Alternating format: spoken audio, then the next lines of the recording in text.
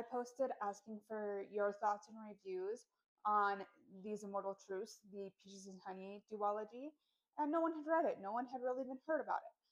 I was looking at buying the Bookish Box edition, and I wanted some input before I bought it.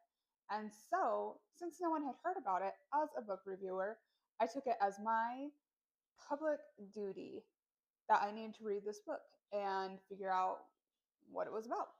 So I read it this weekend and I'm giving it 3 stars. I'm giving it 1 chili pepper. And here's the deal, it was a good book. However, this is more of a fantasy book. It's set in our world, but it's fantastical. However, I didn't feel like at any point there was like a plot. I kept waiting for something to happen. So basically, what happens in this book is this poor girl has a really quite rough upbringing. The world is not nice to her. And this person finds her and gives her this peach that turns her immortal. And so basically, the book is following her life over 800-900 centuries.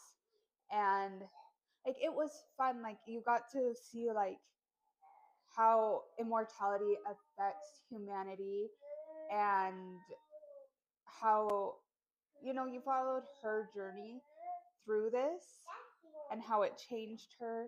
You got to see she lived through things such as like the plague, World War II at one, I guess World War I and two. She's at one point on a pirate ship, and like you're following her through all these really cool adventures. Like it was interesting reading her life. However, at any point did I feel like I needed to keep reading?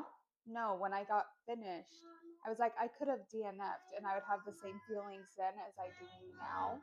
Like, it was a fun, interesting read, but it was not the best book I've ever read. At this point, no, I will not be buying the Peaches and Honey duet from Bookish Box, unfortunately.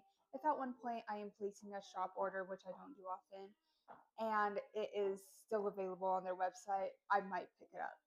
But at this point, I don't know if I'll be reading book 2, and I don't think that I need to spend the money on a special edition of this book, which is really sad because I loved that edition.